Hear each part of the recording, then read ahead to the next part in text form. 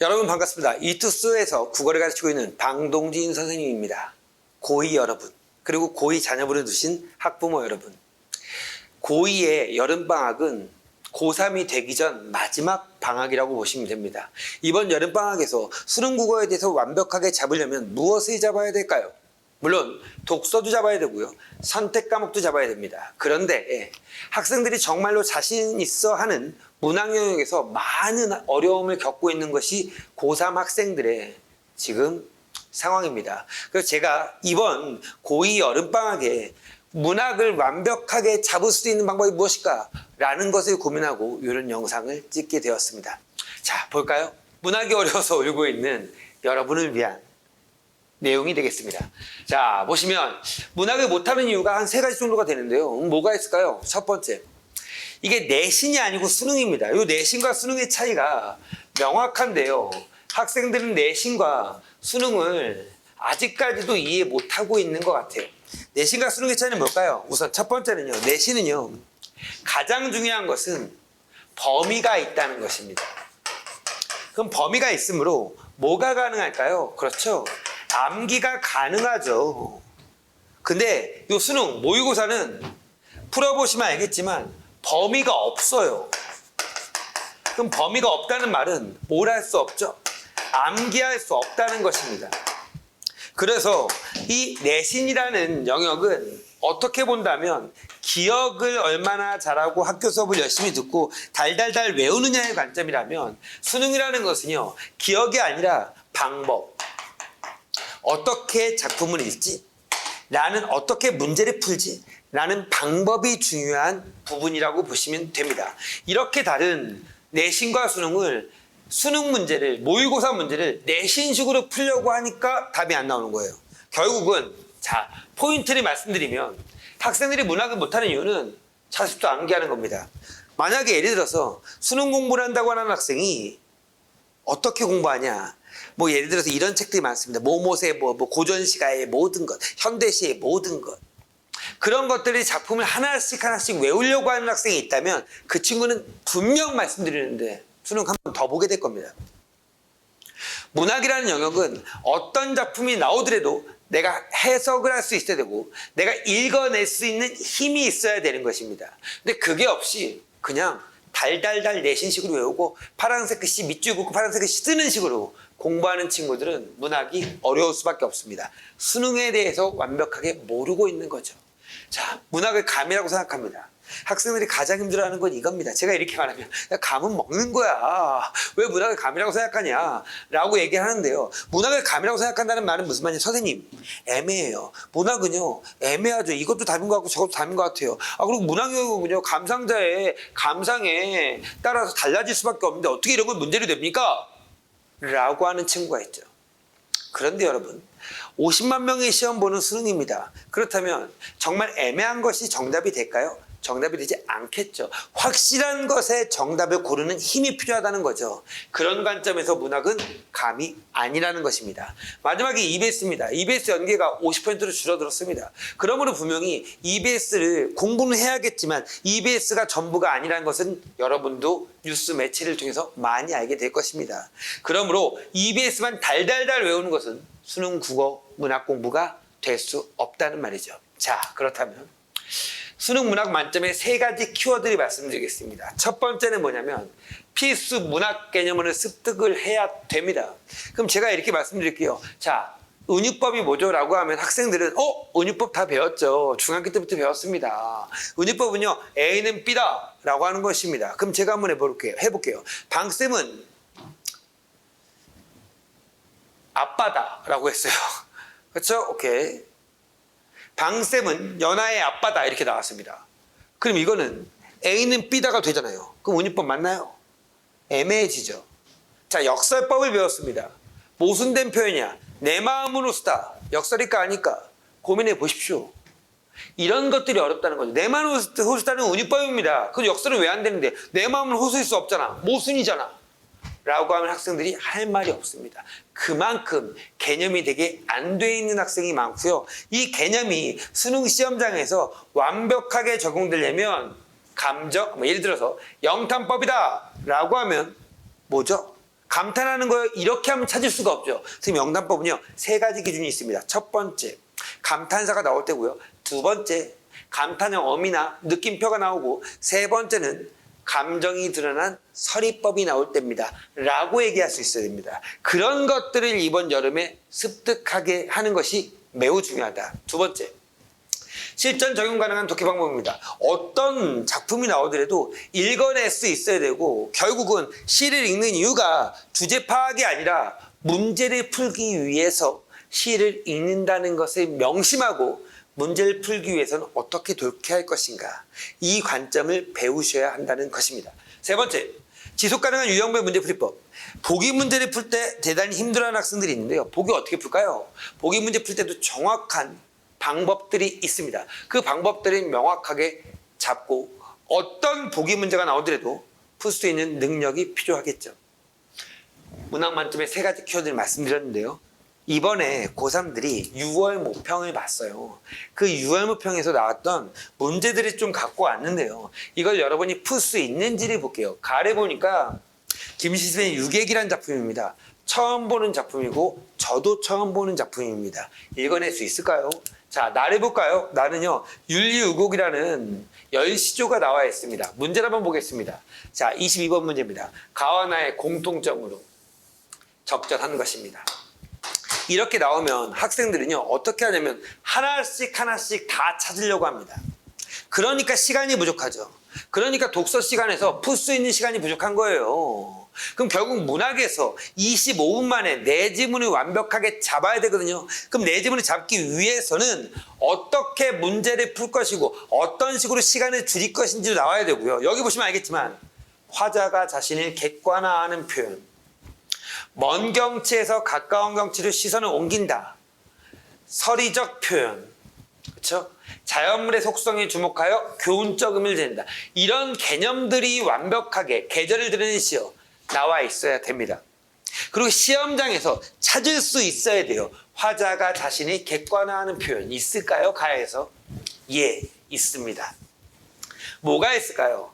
청평사의 나그네, 봄산의 마음대로 논이네. 고요한 외로운 탑에 산새가 지저귀고 흐르는 작은 내에 꽃잎이 떨어지네. 좋은 나물은 때리라도 돋아나고 향기로운 버섯은 비 맞아 부드럽네. 시 읊조리며 신선 골짜기에 들어서니 나의 100년 근심이 사라지네, 이거죠. 나가 화자겠네요. 말하는 사람이죠.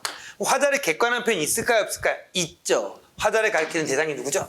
그렇죠, 나그네입니다. 그럼 나그네는 3인칭입니다. 그러면 이 1인칭인 나가 3인칭화 된 게 화자의 객관화입니다. 이런 것들의 개념이 명확하게 잡혀야 되고요. 이 개념이 잡으려면 결국은 뭐야? 수능적, 실전적 개념 학습을 해야 된다는 말씀입니다. 이런 게 아직 안 돼 있어요. 그렇죠? 이렇게 딱 읽고 나면 산에 들어가서 근심 없이 놀고 있구나, 자연을 바라보고 있구나 라는 것들 잡혀야 됩니다. 그 다음 계절을 한번 찾아볼까요? 계절이 여기 있네요. 봄이 있네요. 봄. 이렇게 봄. 두 번째 보면 자, 여기도 계절어가 나와 있습니다. 뭐가 있을까요? 찾아보면 여기 있네요. 추풍이라고 있습니다. 추풍. 그리고 여기 보면 사이구꽃이 졌다. 꽃이 졌으니까 봄이겠죠. 자, 이런 것들이 명확하게 나와야 되고요. 그래서 빠르게 정답을 딱 체크할 수 있어야 됩니다. 계절어가 나와 있죠. 이런 것들의 연습이 필요하고요. 두 번째 볼까요? 자, 또 도연명 아까 그게 나왔는데요. 이 문제가요, 대단히 멋있는 문제입니다. 나와 달리 비교하는 문제입니다. 이게 정답이 지금 1번이거든요.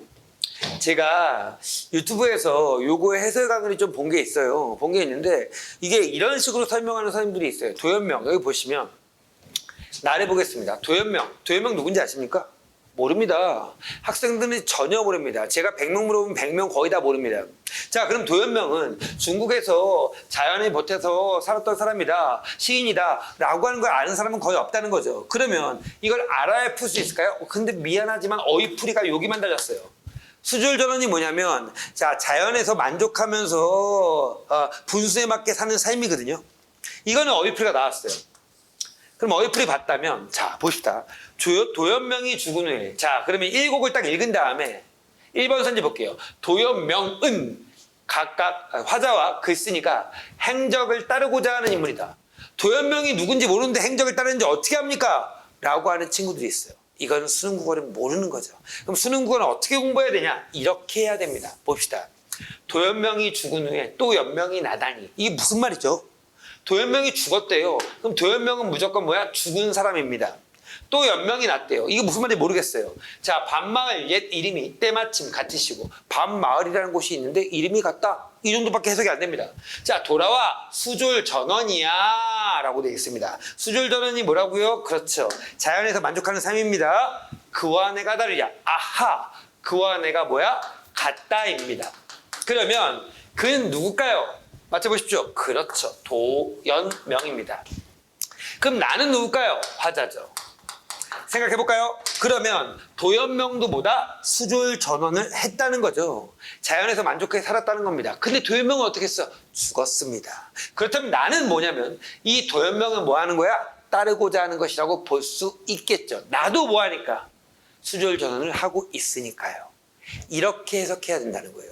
도연명을 모르더라도 문제가 풀린다 이 말입니다. 근데 내신 중심으로 배운 학생들은 도연명을 모르면 어떻게 알아 이거를 이렇게 생각하는 학생들이 많아요. 수능 특강에 이 작품이 나왔으니까 수능 특강을 달달 외워야 되는구나 라고 하는 친구들도 너무 많다는 거예요.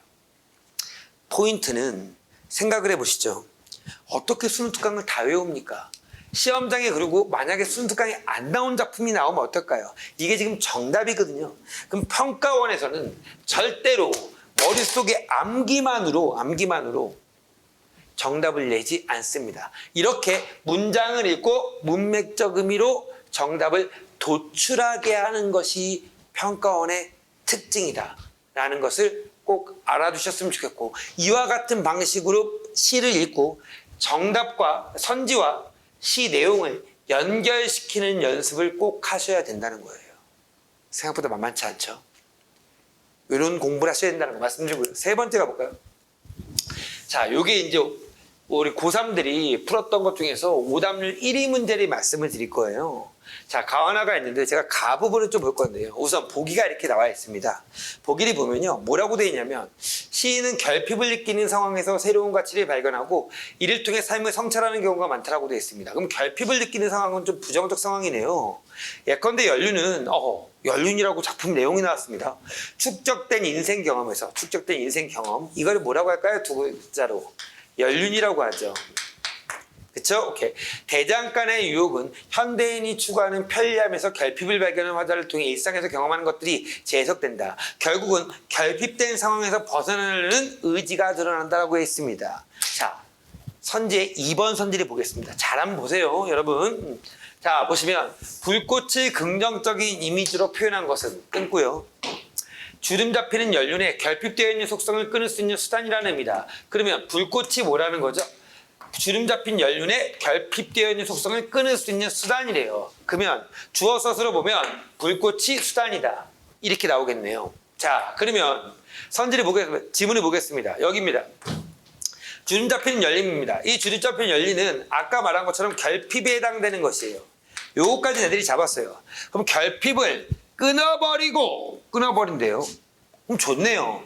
나도 또한 불꽃처럼 열렬히 살리라. 극복 의지가 되겠네요. 이 정도는 돼요. 근데 문제는 아까 뭐라고 했냐면 불꽃이 주름 잡히는 연륜을 끊어버리는 수단이라고 했습니다. 맞을까 틀릴까요? 맞죠? 라고 생각하는 학생들이 있다는 거예요. 선생님, 불꽃은요 불이잖아요. 그러니까 뭔가 끊을 수 있잖아요. 이렇게 나오면 절대 안 된다는 거야. 그럼 불꽃은 뭐냐면 의지적 삶을 얘기하고 있는 건데, 중요한 것은 주름 잡히는 연륜마다 끊어버렸습니다. 그럼 얘가 뭐야? 먼저 일어난 일, 선이죠. 끊어버린 다음에 나도 또한 불꽃처럼 열렬히 살리라. 후가 되는 거죠. 그러면 불꽃이 주름 잡힌 연륜을 끊을 수 있는 수단이 될 수가 없죠. 이거 일어난 다음에 얘가 나왔으니까. 벌써 끊어진 거는 끝난 거야. 선생님, 어떻게 그렇게 문제를 푸세요? 이 작품을 알아야 되는 거 아닙니까? 라고 하는 친구가 아직도 있을 것 같아요. No, 그렇지 않습니다. 결국은 뭐냐면 이 시에서 어떤 전체적인 지배적 정서, 전체적인 정서는 알아야겠지만 이 부분을 다시 보고 이 문장을 정확하게 읽은 다음에 선지를 명확하게 판단하는 훈련을 할 수 있어야 된다는 거예요. 그러면 문학은 해결이 됩니다. 근데 이 훈련을 뱉지 않고 고2 때까지 내신만 드립답하면서 파란색 글씨만 맨날 쳐다보면서 자습서를 외우고 있는 친구들은 고3 때 너무나 힘들어한다는 거예요, 문학을. 이 부분을 제가 해결해 드리고 싶습니다.